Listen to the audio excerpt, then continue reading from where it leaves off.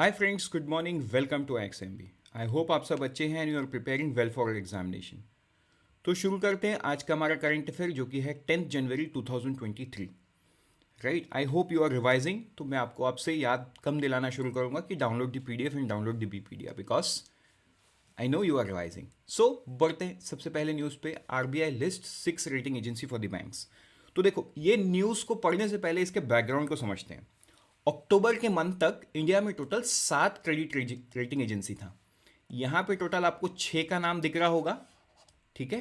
6 plus एक था brickwork rating, ठीक है। यह है नाम ब्रिकवर्क्स रेटिंग, जिसको सेबी ने बैन किया हुआ है फॉर रिपीटेड लैप्सेस। अब उसका मतलब उतने डीप में नहीं समझते हैं, एक सिंपल लैंग्वेज में ये समझते हैं कि सेबी है रेगुलेटर क्रेडिट रेटिंग एजेंसीज का, राइट। लेकिन रेगुलेटर सेबी जरूर है, बट इसमें जो काम होता है रेटिंग एजेंसीज में, मोस्टली बैंक एनबीएफसीज रेट करते हैं, राइट। मतलब ये अपना प्रोडक्ट लेके जाती हैं एंड इनके थ्रू रेटिंग करवाती है। सो कहीं ना कहीं आरबीआई रेगुलेटेड एंटिटी इनके साथ बिजनेस में इन्वॉल्व थी। तो जब सेबी ने ब्रिकवर्क रेटिंग को बैन किया, उसके बाद कुछ ही दिन बाद आरबीआई एक नोटिफिकेशन जारी करके अपने, मतलब आरबीआई जिनको रेगुलेट करता है उसको क्या बोला जाता है, रेगुलेटेड एंटिटी। आरबीआई जिनको रेगुलेट करता है उनको आरबीआई ने यह बताया था कि आप ब्रिकवर्क रेटिंग से रेटिंग ना ले। स्ट्रेट सिंपल लैंग्वेज में आरबीआई ये बताया था, ठीक है। तो अब उसके बाद क्या हुआ, उसके बाद सेबी कुछ दिन बाद एक फिर से नया गाइडलाइन जारी करता है कि क्रेडिट रेटिंग एजेंसीज को रेटिंग कैसे करना है। मतलब एकदम फ्रेमवर्क नहीं, बट ये जो वो रेटिंग देते हैं ना, वो रेटिंग को स्टैंडर्डाइज एंड सिंबल में डिपिक्ट करने के लिए कहा, ठीक है। तो वो अक्टूबर के करंट अफेयर में था। अब हम वापस आते हैं यहां पे जो लिखा हुआ है। तो आरबीआई ने भी क्या बोला, RBI list 6 rating agencies for banks capital adequacy purpose. मैंने बैंक का जो कैपिटल एडिक्वेसी पर्पस के लिए जो भी रेटिंग वगैरह चाहिए, वो आरबीआई ने ये कहा कि आप ये 6 लोगों के पास जाना, इससे बाहर नहीं जाना, ठीक है। The list comes after the fiasco surrounding Brickwork Rating India Private Limited which had it license cancelled by SEBI in October 22 for allegedly violating rules, ठीक है। तो आई होप ये आपको समझ में आ गया है।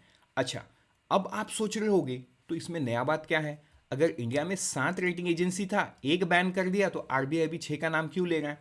आप एक चीज समझो, जब सेबी ने बैन किया था ब्रिकवर्क रेटिंग को, तब सेबी ने क्या बोला था, तब सेबी ने बोला था the credit rating agency to wind down its operation within 6 months and barred it from taking any new clients. मतलब ये बोला था कि जो ऑनगोइंग एक्टिविटी है ब्रिकवर्क रेटिंग में, वो आप नेक्स्ट 6 मंथ में खत्म करके आप अपना बिजनेस पूरा बंद कर सकते हो, लेकिन आप कोई नया क्लाइंट नहीं ले सकते। सो नया क्लाइंट कोई जाएगा नहीं, लेकिन हो सकता है पुराने काम में ही कुछ मॉडिफिकेशन करना हो तो बैंक्स ब्रिकवर्क रेटिंग के पास चले जाए, बिकॉज क्लैरिफिकेशन नहीं है यहाँ पे ऑनगोइंग एक्टिविटी के बारे में। ना सेबी ने कुछ बोला था, ना आरबीआई ने कुछ बोला था अक्टूबर में।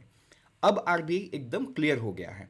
अब आरबीआई ने बोल दिया है कि अब आपको नहीं जाना है। ऑल्दो देखो 6 मंथ नहीं हुआ है, अक्टूबर में बैन हुआ ये, उसके बाद नवंबर, दिसंबर, अब हम हैं जनवरी में, मतलब 2 ही महीना हुआ। तो 4 महीना अभी भी ब्रिकवर्क रेटिंग काम कर रहा है फॉर इट्स ओल्ड क्लाइंट। तो ऐसा हो सकता है कि बैंक किसी काम के मॉडिफिकेशन के लिए ब्रिकवर्क रेटिंग के पास चले जाए, because it's an ongoing activity.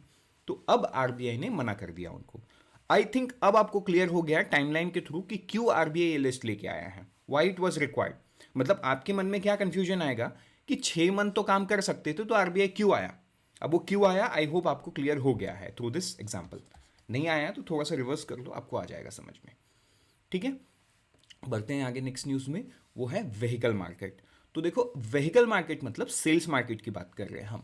तो दुनिया में सबसे बड़ा व्हीकल मार्केट है यूनाइटेड स्टेट्स ऑफ अमेरिका, फिर है चाइना, उसके बाद जापान आता था, बट जापान को हमने पीछे छोड़ दिया। अब इंडिया बन गया नंबर 3। ये डेटा कहां से आया, society of Indian automotive manufacturers, SIAM, SIAM, उनके हिसाब से 4.13 million vehicle including passenger and commercial will sold in the country from January and November 2022, ठीक है। ये उनके हिसाब से है। एंड उन्होंने ये 4.13 मिलियन का डेटा दिया। उन्होंने ये भी बोला कि टाटा मोटर्स लिमिटेड का डेटा नहीं आया है, तो based on the projection and back calculation उन्होंने ये बताया कि टाटा मोटर्स के डेटा को इंक्लूड करने से India has sold somewhere around और इंडियन हैव बाइट, चाहे कमर्शियल हो चाहे पर्सनल व्हीकल हो, 4.25 मिलियन से ज़्यादा गाड़ी इंडियंस ने खरीदा 2022 में। ठीक है, अब 4.25 मिलियन ही क्यों? क्योंकि जापान ने 4.25 मिलियन गाड़ी बेचा, तो उससे ज़्यादा अगर हम किए हैं, so we have overtook Japan and we have secured number 3 in the world in terms of vehicle market size. I hope अब आपको क्लियर हो गया है। ठीक है, तो हमने किसको पीछे किया? सवाल कुछ ऐसे ही बन सकता है कि हमने किसको पीछे किया, तो हमने जापान को पीछे किया। डेटा कहाँ से आया? Society of Indian automotive manufacturer, SIAM। ठीक है, बढ़ते हैं आगे नेक्स्ट न्यूज़ में, वो है फ्री सीड। तो देखो, ये एक हम राजस्थान गवर्नमेंट के स्कीम को डिस्कस करेंगे, मुख्यमंत्री कृषक साथी योजना। आई होप आपको आपको याद होगा जब ये स्कीम लॉन्च हुआ था तब भी हमने चीज़ को पढ़ा था। तो ये स्कीम के तहत अब Rajasthan government free seeds to women, मतलब जो वुमेन फार्मर हैं उनको फ्री सीड डिस्ट्रीब्यूट करेगी। कैसे डिस्ट्रीब्यूट करेगी? एक मिनी किट रहेगा which will contain moong, moth, urad, mustard, jowar, bajra etcetera has been distributed free under the Krishak साथी योजना। ठीक है, ये डिस्ट्रीब्यूट करने जाएगी। कितना डिस्ट्रीब्यूट हुआ है? 1,11,000 mini kits of 2 and 3 kg of mustard seed. तो ये इतना डिटेल इंपॉर्टेंट नहीं है, यहाँ सब इंपॉर्टेंट चीज़ आपको समझ आ गया है। आपके लिए सवाल नेशनल एग्जाम पे क्या क्या बन सकता है कि ये गवर्नमेंट, मतलब कौन से गवर्नमेंट का स्कीम है? राजस्थान गवर्नमेंट का। ये ऐसे बन सकता है, हाल ही में किस गवर्नमेंट ने अंडर द मुख्यमंत्री कृषक साथी Yojana has given free seeds to women farmer. ठीक, तो आपका जवाब होगा राजस्थान गवर्नमेंट। या आपको डायरेक्ट ये पूछ देगा, एज पर दी राजस्थान गवर्नमेंट्स मुख्यमंत्री कृषक साथी Yojana they have distributed mini kits to which of the following set of farmers? Small and marginal farmer, women farmer, अलग अलग ऑप्शन रहेंगे, तो आपका आंसर होगा वुमेन फार्मर। ठीक है, तो जब आप ऐसे पढ़ते हो ना, you will have to think about how a question can be framed.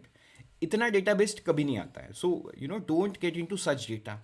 I know कि आप जब शुरुआती के तौर में शुरू कर रहे हो, आपको वो परेशानी हमेशा से ही रहेगा कुछ दिनों तक कि आपको कितना पढ़ना है और कितना छोड़ना है। तो आई होप आप मेरे वीडियोस देखते हो तो आपको क्लैरिटी मिल ही जाता है। बढ़ते हैं आगे नेक्स्ट न्यूज़ की तरफ, वो है new system to measure and grade performance. ये एक बहुत बड़ा न्यूज़ है देश के हेल्थ सिस्टम को और सही करने का। देखो, जो नेशनल हेल्थ अथॉरिटी है इन्होंने, अच्छा, नेशनल हेल्थ अथॉरिटी कौन है? जो हेल्थ, पूरे देश में health and health care system को मॉनिटर करती है। ठीक है, एंड एक स्कीम है आयुष्मान भारत PMJAY स्कीम। ठीक है, तो इस स्कीम के तहत प्रधानमंत्री जन आरोग्य योजना, इस स्कीम के तहत क्या होता है? लोगों को फ्री में इलाज किया जाता है। तो पहले क्या था, मतलब अभी तक क्या था? Quantity based. सिंपल से लैंग्वेज में समझो, मान के चलो ये एक हॉस्पिटल है और यहां कोई पर्सन एक्स है बीमार, इनके पास क्या है? आयुष्मान कार्ड। तो ये चले गए हॉस्पिटल में, ये ले लिए ट्रीटमेंट लेने के बाद ये सही होके घर आ गए, अपना आयुष्मान कार्ड उन्होंने दिखाया। तो आयुष्मान कार्ड में जो बेनिफिट है, इस बेनिफिट को हॉस्पिटल क्लेम करेगा सेंट्रल गवर्नमेंट को, एंड सेंट्रल गवर्नमेंट उनको पे करेगा। एंड दिस पेमेंट अब तक क्या था? क्वांटिटी बेस्ड था। अच्छे से समझो, क्या था? क्वांटिटी बेस्ड था। मतलब अगर 10 लोग आएंगे तो उनके रिपोर्ट कार्ड में लिखा जाएगा हाँ उन्होंने 10 पेशेंट दिए हैं। लेकिन अब ये सिस्टम बदल रहा है। अब ये सिस्टम क्यों बदल रहा है? अब केस बेस्ड बंडल पेमेंट नहीं होगा। ठीक है, where case based bundle payment is made on the basis of number of service provided, ऐसा होता था। अब क्या होगा? The new initiative will introduce the concept of value based care. मतलब आप हॉस्पिटल किस तरीके से उनको ट्रीटमेंट दे रहा है, क्या वैल्यू एडिशन होगा, उस हिसाब से ये होगा। तो ये समझने वाली बात है। तो ये कैसे होगा, इसका भी फ्रेमवर्क उन्होंने बाहर किया है। Under the value based the performance of ABPMJ empowered hospital will be measured on 5 performance indicators. Number 1 पे क्या है? बेनिफिशियरी सेटिस्फैक्शन, जिसको मिला है ट्रीटमेंट वो कितना खुश है। हॉस्पिटल रीएडमिशन रेट, अब देखो अगर कोई हॉस्पिटल सच में अच्छा ट्रीटमेंट देता है तो उसमें लोग आते हैं ट्रीटमेंट कराने, तो रीएडमिशन रेट। ठीक है, देन यहाँ पे रीएडमिशन के रेट को समझो। मान के चलो मैं बीमार हूँ, मैंने एक बार हॉस्पिटल गया, सही होके घर चला है, और मैं फिर से हॉस्पिटल गया, तो इसका मतलब मैं सही पहले केस में नहीं हुआ था। I have been readmitted to the hospital, तो ये होता है readmission. The extent of out of pocket expenditure. Out of pocket expenditure मतलब क्या, मान के चलो मेरा 1 लाख रुपए खर्चा होता है एग्जाम्पल, तो आउट ऑफ पॉकेट वो अमाउंट है जो अमाउंट मुझे पे करना होगा. अब इस 1 लाख का दो पार्ट होता है. एक होता है जो इंश्योरेंस प्रोवाइडर देता है, मान के चलो उन्होंने 95,000 दिया, और 5,000 मुझे मेरे जेब से देना होता है. This is out of pocket expenditure. ठीक है, ये है OOP expenditure. Then confirmed grievances, जो भी ग्रीवेंसेस होगा हॉस्पिटल एंड द पेशेंट के बीच, वो सारे. Improvement in patient health related quality of life, मतलब this is a major step. ये 5 रेटिंग में उनको रेट किया जाएगा and based on that the grade and measure, उनका परफॉर्मेंस पूरे देश या नेशनल लेवल पे मेजर किया जाएगा. So very very important news. बढ़ते आगे नेक्स्ट न्यूज़ की तरफ, दैट इज रिगार्डिंग जय हिंद. अभी जय हिंद है क्या, देखो ये जय हिंद है, this is the new light and sound show at red fort. इसको इनॉग्रेट कौन करेगा, श्री अमित शाह, जो कि minister for home and corporation है. कब, आज के दिन में करेंगे. कहाँ करेंगे, एट रेड फोर्ट. किसने बनाया, ASI, archaeological survey of India. ये आपको ध्यान देना है. So friends, with this let's move to the last news which is capacity building programme. तो देखो, फर्स्ट कैपेसिटी बिल्डिंग प्रोग्राम किसके लिए, civil servants of Arunachal Pradesh on good governance started today at Mussoorie campus, जहाँ पे आईएएस लोगों का ट्रेनिंग होता है, सिविल सर्वेंट्स का ट्रेनिंग होता है. वहीं पे capacity building programme of civil servants of Arunachal Pradesh, मतलब स्टेट सर्विस के जो ऑफिसर्स हैं उनको वहाँ पे ट्रेनिंग किया जाएगा गुड गवर्नेंस के इसमें. एंड आपको याद होगा, हमने कुछ दिसंबर के लास्ट वीक में हमने एक न्यूज़ देखा था कि मालदीव्स एंड बांग्लादेश के जो सिविल सर्वेंट्स हैं उनका भी 2 वीक का कैपेसिटी बिल्डिंग प्रोग्राम कहाँ पे चल रहा है, मुसरी कैंपस में चल रहा है. With this we are done for today. Okay, no, we have the last news, very sorry for that. अच्छा, नेशनल साइंस डे थीम क्या है, डॉक्टर जितेंद्र सिंह जो मिनिस्टर कंसर्न्ड है, उन्होंने नेशनल साइंस डे 2023 का थीम निकाल दिया. थीम क्या है, global science for global wellbeing at national media centre new Delhi. तो थीम ये इंपॉर्टेंट है. नेशनल साइंस डे 2023 का थीम क्या है, global science for global day. ये कब सेलिब्रेट होता है, ये हर दिन 28 फरवरी को सेलिब्रेट होता है to discover the Raman effect. जो सीवी रमन ने, जिनको नोबेल पुरस्कार मिला था फॉर रमन इफेक्ट, उन्होंने 28 फरवरी को मतलब 28 फरवरी को ये नेशनल साइंस डे सेलिब्रेट किया जाता है. Right, with this let's meet tomorrow once again. Till then, unfold your potential with IXMB. All the best for all the exams that you are preparing, and always remember IXMB helps you prepare 50% faster.